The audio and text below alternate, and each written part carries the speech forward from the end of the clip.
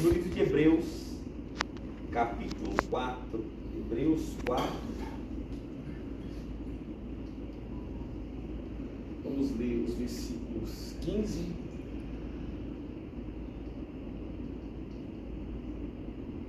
e 16. Hebreus 4, versículos 15 e 16. Está escrito assim: porque não temos sumo sacerdote que não possa compadecer-se das nossas fraquezas. Antes, foi ele tentado em todas as coisas, à nossa semelhança, mas sem pecado. Acheguemo-nos, portanto, confiadamente, junto ao trono da graça, a fim de recebermos misericórdia e acharmos graça para socorro em ocasião oportuna. Amém? Pode se acomodar aí no seu lugar. Esse texto que lemos aqui traz informações importantes para a nossa reflexão, mas acima de tudo mostra para nós um lugar de acolhimento, um lugar de proteção permanente, um lugar onde o Senhor nos recebe e nos dá o tratamento não conforme merecíamos, segundo a nossa culpa, mas segundo a sua graça. E esse lugar que solta aos olhos aqui no texto é o trono da graça, é um convite. Acheguemos, pois, confiadamente ao trono da graça. Amém. E aqui ele mostra que Jesus é o sumo sacerdote por excelência, que pode se compadecer das nossas fraquezas. O sacerdote da antiga aliança, ele tinha que fazer um sacrifício por ele e depois ser um intercessor do outro pecador. Então logo o seu ofício ele era temporário e ele passava de geração em geração, segundo a linhagem de Arão. Mas Jesus assumiu um sacerdócio excelente, vem na ordem de Melquisedeque, que não tem início nem fim, e ele é o sacerdote perfeito. Quando ele se submete à condição humana para sofrer, a palavra diz que ele foi tentado em todas as coisas, porém sem pecado. Isso mostra que a maioria das circunstâncias que o ser humano vive, Jesus experimentou na sua pele. Então ele é apto para socorrer aquele que de alguma forma for tentado. Então esse sacerdote, ele adentrou os céus e está intercedendo por nós. É o sacerdote perfeito. Ele foi o sacrifício perfeito e o sacerdote perfeito. Então quando nós olhamos as figuras da antiga aliança, a gente vê que Jesus cumpriu tudo. Aquilo era apenas sombra daquilo que ia se perfazer em Cristo. E esse sacerdote que pode se compadecer de nós, ele sofreu todas as coisas. Mesmo podendo se orgulhar, ele não se orgulhou. Podendo ceder à tentação, quando foi diante da fome, do jejum de 40 dias, no final dos quais teve fome, ele foi tentado pelo diabo. Ele foi tentado para assumir antecipadamente, talvez o domínio da terra, ou talvez colocar em risco a sua própria vida ao pular do penhasco, confiando nos anjos que seriam dar a ordem a seu respeito. Mas ele venceu pela palavra na tentação. Jesus ele não experimentou tudo que o ser humano pode experimentar. Não é nesse sentido que está dizendo, porque Jesus não teve, ele não casou e não teve filho, ele não teve a crise da meia-idade e nem sofreu com os problemas da velhice. Então ele não experimentou tudo, mas a semelhança de nós, ele foi tentado em todas as coisas, ele pode socorrer aquele que porventura esteja sendo tentado. Para a gente falar de tentação, a gente tem que fazer a distinção entre tentação e provação. Provação é o mecanismo de Deus nos melhorar e de nos aproximar dele. Então Deus ele vai provar os seus filhos. A tentação é um mecanismo que muitas vezes tem interferência do diabo para nos afastar de Deus. Então existem formas de encarar a tentação e provação. Na tentação a gente escolhe o modelo de José, corre, porque a nossa carne ela pode te trair. É verdade. Então de tentação a gente corre, mas provação a gente fala, Senhor, me conceda graça para eu suportar. Amém. Porque ao final eu sei que eu serei melhorado. O salmista falou assim: Senhor, antes de ser provado eu andava errado, mas agora conheço a tua lei. Você percebe que a aprovação ela tem uma finalidade. Jó, quando conclui o seu sofrimento, ele vai dizer assim: eu conheci o Senhor só de ouvir falar, mas hoje meus olhos te veem. Você percebe que o homem que conhecia na teoria agora conhece na prática, porque experimentou a aprovação e teve a graça de superar. Mas aqui nós estamos falando que o sumo sacerdote ele pode nos socorrer em ambas as situações. Talvez você está em uma situação de risco que pode manchar sua reputação, manchar seu ministério, acabar com a sua carreira ou com a sua família. Essas tentações elas cercam e podem atingir qualquer um de nós. Mas nós temos um lugar de socorro e chama-se trono da graça.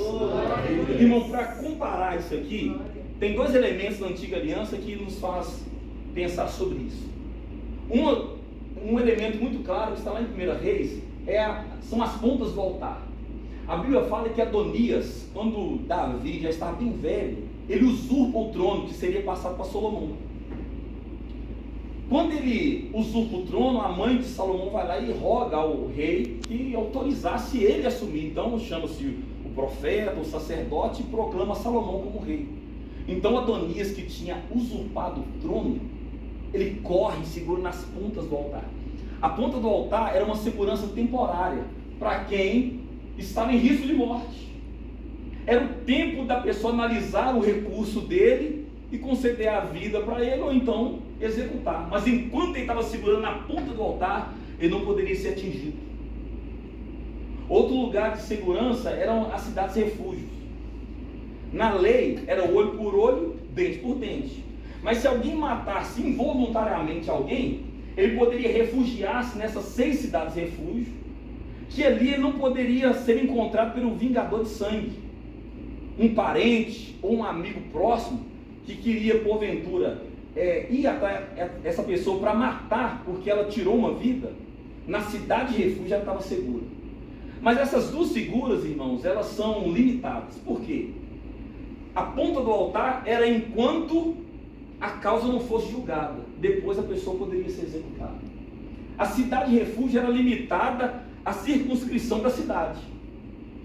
Pode ser que aquela pessoa que matou involuntariamente alguém corra para a cidade de refúgio, mas ela quer uma festa em Jerusalém.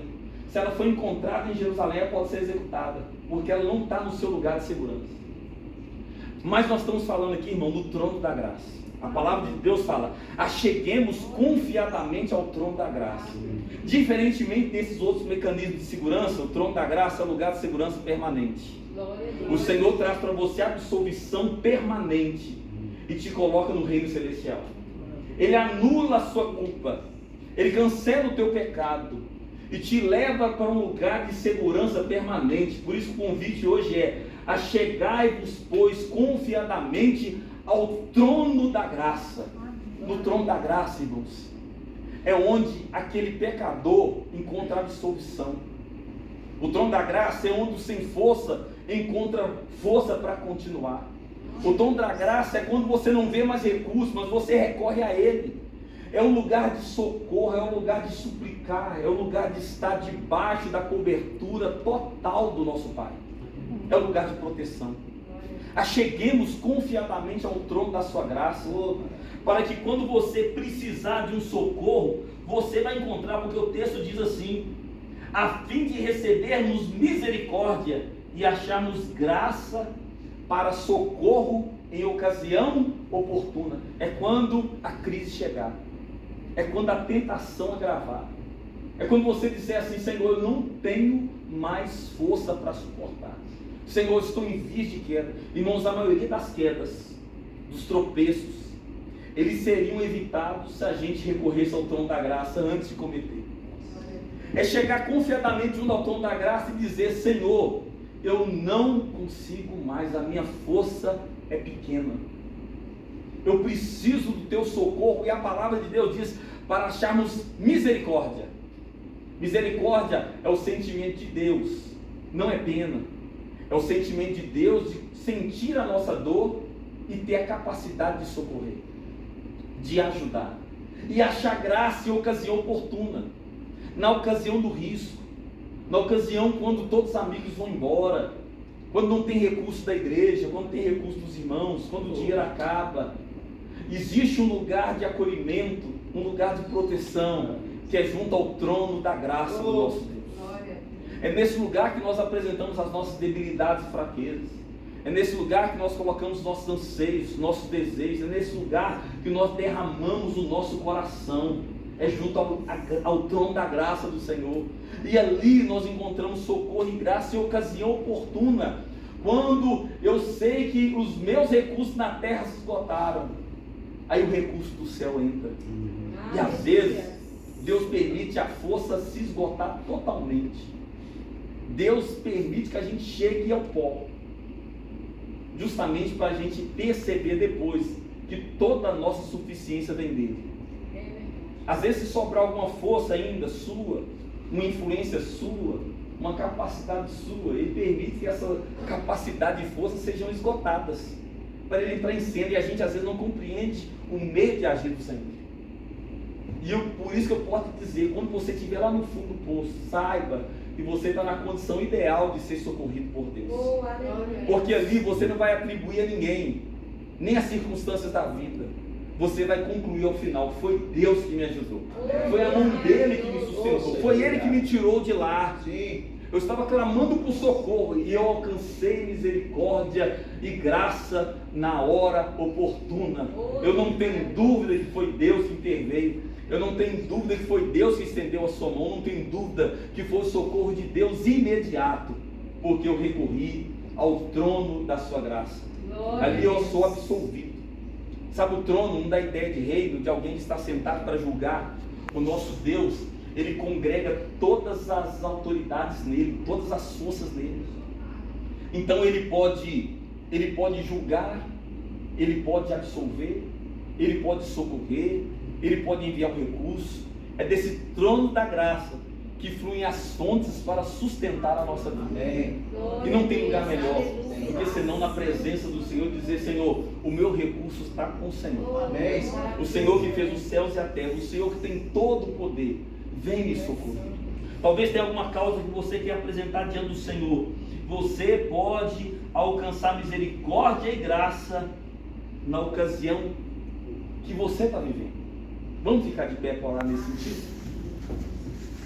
Você pode encontrar socorro agora, resposta agora quando você clamar. Quando você colocar a sua causa diante do Senhor e dizer: meu Deus, a minha força, ela é pequena.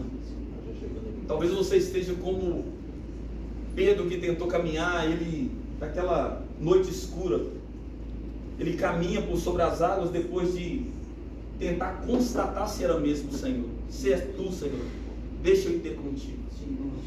E quando ele repara na força do vento, ele afunda. Socorre-me, Senhor, e clama.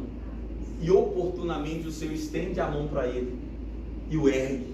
E ambos voltam para o barco. Talvez você precise dessa mão agora estendida, para o Senhor te colocar de pé de novo e você superar as circunstâncias adversas da sua vida e vencer. Tem uma causa aí que você quer colocar diante do Senhor. Meu Deus, eu quero apresentar essa causa junto ao trono da graça agora. Eu quero apresentar minha família. Coloca aí diante do Senhor em oração. Vamos orar? E aproveitando para orar também pelos pedidos. Senhor, meu Deus, a tua palavra diz que o Senhor é o grande sumo sacerdote, que pode se compadecer de nós. Sim. O Senhor adentrou os céus, ó Pai, e governa soberanamente. Tudo está no seu domínio, Pai, no teu controle. Nós agora clamamos nessa tarde, Pai, tem causas aqui, meu Deus, que somente o Senhor pode resolver. Tem respostas que somente o Senhor pode dar. Meu Deus, há portas que somente o Senhor pode abrir. Existem, Pai amado, curas que somente o Senhor pode efetuar, porque os médicos já desenganaram. Para alguns já não há mais esperança, Pai, mas nós recorremos ao trono da sua graça. Ah, Senhor, é a nossa última instância da fé, meu Deus. Em nome de Jesus, envia o teu socorro, a tua resposta. Nós clamamos a Ti por causas, ó Pai querido, que estão na ordem do impossível. O Senhor pode fazer. O Senhor pode operar no sobrenatural. O Senhor pode mandar o recurso que o meu irmão e a minha irmã precisam, Pai, agora. O Senhor pode mover corações. O Senhor pode abalar céu e terra, meu Deus. Em nome de Jesus, manifesta o teu poder e responde-nos quando clamamos, Pai. Porque nós podemos achar misericórdia e graça, Senhor, quando recorremos a Ti. Nós colocamos diante do Senhor também os pedidos de oração, as causas que são apresentadas diante do Senhor. Pessoas que com fé escreveram aqui o seu pedido, Pai, crendo, confiando no Senhor, que o Senhor, Pai, não está com os ouvidos agravados que não possa ouvir, a sua mão não está encolhida para que não possa salvar. Por isso ouça-nos, ó Pai, socorra-nos nessa tarde, e que a situação que foi apresentada diante do Senhor em oração possa se transformar num grande testemunho de milagre, Pai. Assim nós cremos e assim nós declaramos que a vitória já é nossa. Amém. Pelo sangue da cruz. Amém. Amém. Amém, irmãos. Nós temos feito aqui alguns livros que você já leu e edificou sua vida, você não vai ler mais, está lá só ocupando espaço. Pode trazer para cá, vai edificar a vida de alguém, ou talvez para evangelizar, você presentear. Então nós estamos fazendo essa dinâmica. Você olha na sua estante lá e traga, tá bom? E tem uns aqui, se você quiser pegar para ler, para presentear alguém, fiquem à vontade. Amém, irmãos? Sexta-feira, querendo Deus, estaremos reunidos aqui, 12h30, para a honra e glória do Senhor. Amém? Receba a bênção apostólica. Tem algum aviso? Não? Tudo certo. Amém. O grande amor de Deus, a graça do Senhor Jesus Cristo e as consolações do Espírito Santo seja sobre a sua vida hoje e sempre. Vá em paz, que o Senhor te abençoe. Aleluia. Glória a Deus.